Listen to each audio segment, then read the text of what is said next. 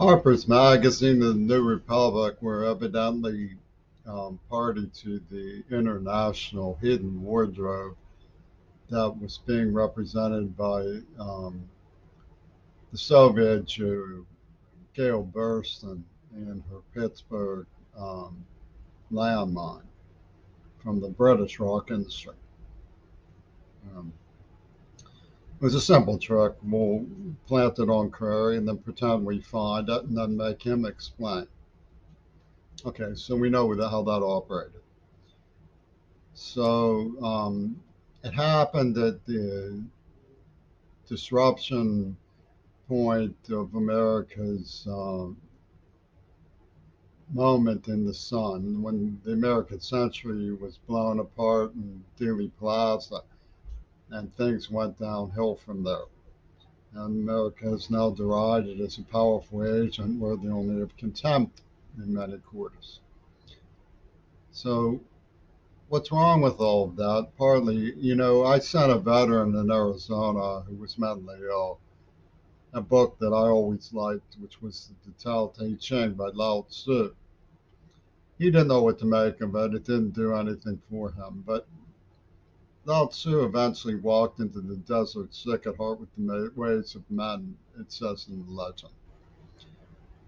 Well, hearing Harper's Magazine carry their monotonous narrative that allows for the East-West divide and the international framework of market forces and the arms race and so on without ever plumbing the depths of its madcap crime, which all evidently agreed to, gyrates around the storyline that they monotonously intone.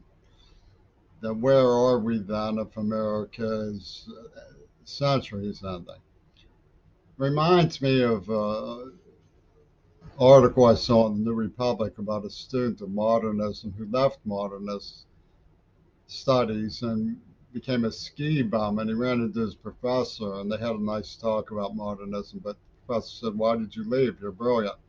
He said, "Because everything we're criticizing about modernism is an exercise in what we're criticizing. It's a bleak traffic of obscure ideas." And I didn't want to be caught in that kind of perplex. What you see is the criticism. It's like a machine that doesn't quite work properly, but it's trying to keep up. And they're clearly experts in something that they disdain, and it's dragging them down. Their insincerity and their saccharine performance is a study in willful abandonment of prestige and opportunity. But the problem is something that one of their curators perversely put was that people talk about taking over the radio stations in Eastern Europe. What about overthrowing one's own brainwashed mind? And he's a thug. I mean, I don't like him, but he made his point in showing how the way we think about things can be important. And Weasler used to talk about the thousand-year Reich.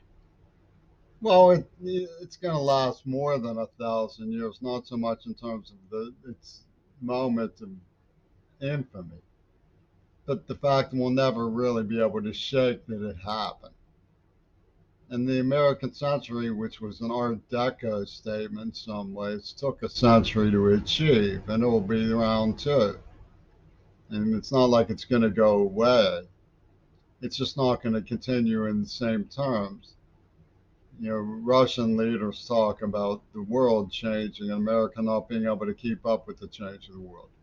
Well, the only change they're ever really talking about is who has whose boot on whose face.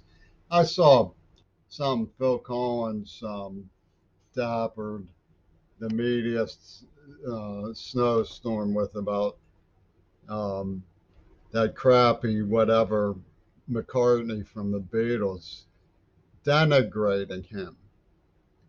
And it was typical, not really just of McCartney, but of the whole European and American concept of getting along with others. I mean, of course, they'll preach forgiveness when they no longer can um, manage to get their boot on somebody's face. But their real fear is that if they don't do that, people won't have anything to forgive and will behave. They believe automatically somebody's going to have somebody else's boot on somebody's face. It might as well be us putting our, and they call it the nature of reality. And it's a public education problem and moralism. America conspicuously thinks that way. But if you look at the wonderful people in Bangladesh, they don't. If you look at the neutral countries in Europe, they don't. There's places that don't think that way. And there's people that don't think that way. Most school children don't think that way. We have bully problems in schools, but as long as there's an adult around, most children behave and just want to go to school and learn. It's not like an inborn thing to want to bully people. And they turn it into this colossus, that horrible Trumpy tune thinks he's going to be president again because he thinks he can storm and Norman his way to the bully pulpit by bullying people and put his boot on their face, you know, and and there'll be an American millennium. Well, people just need to certify that the premise of dignity, certify the premise of dignity. I'm not going to get Louis Lapham to come clean about what the hag Ono has done to me. It's a given that's not going to work that way.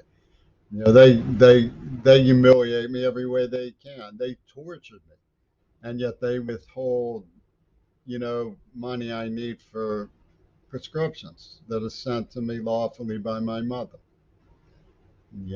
Just to be sickening. They call themselves a postal union. They're a fetish operation. They hate me because I won't validate their Yimbo feudalism. That most people don't even know what that is. It's a contraption, a fascist orientalization of already pre-existing um, manipulators from the freak show of American normality. And so the deceit that's written into the whole script of Harper's Magazine, so-called self-review, has no self-review whatsoever. They can no longer petition. They're too woke to petition people to show up for a session in America's principles, in our morals, in our dignity, because that's white patriarchy. Black Lives Matters, won't have it. So they're out of luck in their own potentials, and so they scrape along by banging on that their potential should be diminished, and that's what they call being progressive. Our potential should be diminished. But do we have any potentials other than the glorification of our boot on somebody else's face? You would think so. You would think that our intellectual achievements, our institutions of higher learning, our comprehension of how to adapt to climate change, our leadership in rhetoric, our editorializing, our love for our children, our schools, our relative public safety in the streets, all would amount to something to offer. And yet, for some reason, we think it doesn't. And maybe it's because we can't grapple with the fact that there's a fundamental contradiction between American dignity and this gyration about having our boot on somebody's face. That seems to be, like everybody we love and admire wants to do that to. I mean, Phil Collins was not my favorite person, even when I liked those junkers. But I like Genesis a lot better than I like the Beatles. I don't know where that pseudo gets the denigration, as the appropriate response is better. But that's the sort of situation we have in the West, and it comes down to some sort of um, incapacity to see the people we admire outside of like being our favorite model toys or something. And we're going to rock'em sock'em robot to say that our favorite model toy is a better doll, when they're just people. And they have no business denigrating anybody. And we have no business denigrating anybody. The American century, if it had any validity, was the idea that we confirmed the rights of man.